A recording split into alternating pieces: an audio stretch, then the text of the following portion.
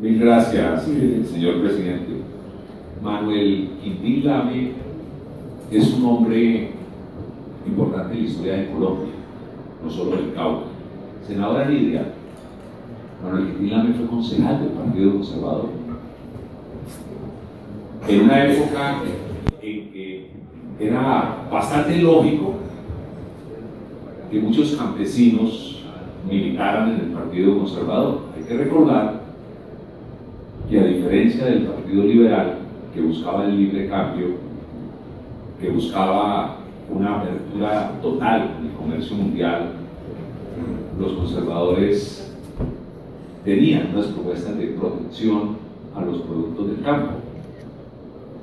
Y esa lógica nos lleva a que muchos campesinos defendieran las tesis conservadoras. Claro, luego se abre un gran debate, que Quintín Lame es protagonista de ese debate. ¿Y cuál es el debate?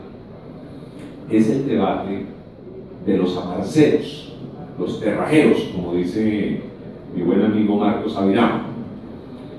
Senador Jaime, ¿qué eran los terrajeros? Las antiguas familias en la colonia vivían en los inicios de la explotación del oro. Cuando se fue acabando el oro, primero el funerario y luego el de minas, y bajo su explotación se apoderaron del Estado y con sus relaciones con la corona se quedaron con las encomiendas. Y en el fondo la encomienda era poner a trabajar a una cantidad de campesinos, y parte de ese trabajo lo asumían los campesinos, indígenas, campesinos, pero gran parte se quedaba el dueño del título. Esas familias no cambiaron hacia la colonia. Simplemente cuando se dieron cuenta que Bolívar iba a ganar, muy al estilo de algunos dirigentes políticos, se voltearon y se volvieron republicanos. Y terminaron, muchos de ellos, quedándose con las tierras de los españoles derrotados y defendiendo las tierras que ellos le traían. Eso generó una economía, senador Jimmy Chamorro, compleja y durísima, y perdónenme si me demoro un minuto más, y es que en el sur del país, en donde estaban dadas todas las condiciones, senadora Paola, para el café, porque era la altura ideal, estaban los campesinos, se hicieron acuerdos prohibiendo, senador Galán, que se sembraran en esas tierras cultivos permanentes, por el miedo que tenían los dueños de la tierra de que si sembraban cultivos permanentes como el café, luego los campesinos iban a reclamar la titularidad de esas tierras. El sur del país perdió muchísimos años de desarrollo que lo tuvo el pueblo antioqueño cuando salió a desbrozar montaña, a sembrar café, que fue, digamos, la primera bonanza interesante. Incluso, a manera de historia, una historia muy linda, la colonización antioqueña no solo es colonización antioqueña, hay una colonización antioqueña que viene del norte a sur, y hay una colonización caucana que sale de sur a norte. Se encuentran en Sevilla. Allí hay costumbres caucanas y costumbres antioqueñas bien interesantes. Y entonces Manuel Quintín Lame comienza a ser de esos líderes que se rebelan contra ese sistema oprobioso, totalmente oprobioso.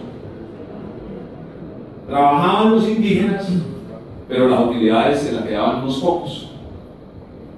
Manuel Quintín Lame, con una política de no violencia, y eso es importante que recordemos, comienza a enfrentarse ese sistema, y es el gestor de otras organizaciones que nacen en el futuro, muy en el futuro, organizaciones indígenas como el CRIC, en el que Marcos Aviramo tiene una historia importante que contar, y algunos dirigentes, incluso liberales que usted conoce, también tienen otra historia que contar de cómo se fue fundando eso. Ahora, hoy es probable que la gente no entienda esto. Voy a terminar con esta historia. El movimiento Quintín Lame, senador Vizcarro, no fue un movimiento guerrillero en estricto sentido. Si usted me permite, fue tal vez la primera autodefensa de indígenas contra las FARC, porque quienes más golpeaban, eso la gente no lo sabe, quienes más golpeaban a las autoridades indígenas eran las FARC. Las FARC avasallaban, no respetaban lo que para los indígenas es muy importante, que es la autoridad de los mayores, y ahí se formó una organización. Yo nunca he estado de acuerdo con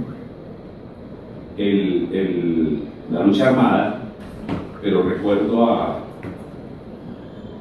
Monroy, al negro Monroy y a otros que comenzaron a defenderse de los atropellos de la FARC, y ese fue el surgimiento. Y conozco bastante de ello porque más adelante me tocó como secretario de gobierno ayudar a conciliar el proceso de paz entre el Quintín Lame y el gobierno nacional. Incluso en mi propio departamento se hicieron algunas reuniones entre Jesús Bejarano, algunos de ustedes lo recordarán, el gran sociólogo tolimense que trabajó con el gobierno nacional, y Ciro Tique, el comandante del Quintín, y otros líderes importantes del Quintín. Pero el Quintín, es injusto que tratemos de ligar el nombre de Quintín Lame a la organización. Muy seguramente Quintín no hubiese estado de acuerdo con esa organización. Quintín era por esencia pacifista. Es más, muchas veces lo acusaban de ser demasiado pacifista. Él estaba más en una línea más pro paz, más de resistencia civil, más de ocupación de predios sin actos de violencia. Hoy, ¿cómo hace falta el Quintín Lame? ¿Por qué hace falta el Quintín Lame? Porque yo creo que algunos líderes indígenas, y en eso podemos tener diferencias de criterio, con mi buen amigo Marcos Avirama, dieron el salto total hacia el otro lado. Y en algunos casos, han exagerado y han exacerbado sus reclamos a la tierra y terminan golpeando a pequeños campesinos y terminan golpeando clústeres de producción que no vale la pena golpear. Y yo he hecho un llamado a un pacto de convivencia entre los caucanos. Mire, la guerra en el Cauca con las FARC se puede acabar, pero ese problema de la tierra nos puede generar una guerra peor. De hecho, ya se ha dado. Sabe Marcos que yo he logrado mediar algunos conflictos en Totoró y en Silvia, pero es que hay más de 94 conflictos por tierra identificados en el departamento del Cauca, en el que, no, la verdad, muy poco ha hecho el gobierno nacional.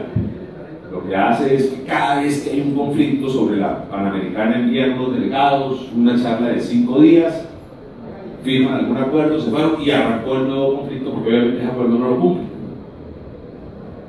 Quintín Lame hubiese sido un tipo fundamental para ese pacto de convivencia, que yo además se lo he hablado, y Marcos, ojalá que pasado este periodo electoral tenemos que sentarnos todos, doctora Paola, todos los grupos políticos, todos los grupos sociales, de ver cómo hacemos ese pacto de convivencia en donde se respete la tierra del campesino, la tierra del industrial, tienen que respetarla, en donde se respete las demandas indígenas y veamos hasta dónde podemos llegar cada uno y hagamos un acuerdo de convivencia, que yo creo que poco a poco las mismas fuerzas de las circunstancias nos están llevando.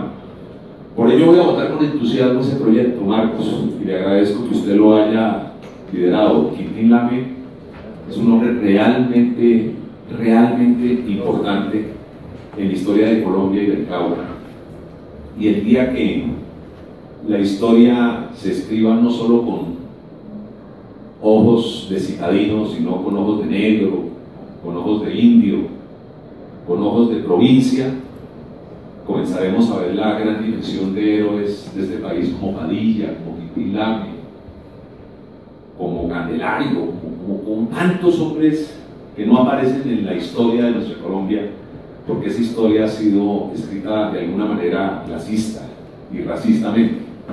Por ello, invito de verdad a los compañeros a que ayudemos. Veo que ha habido una conciliación entre la senadora Olguín y el senador Avirama, nos da todavía más tranquilidad para votar y pedir que se vote ese proyecto.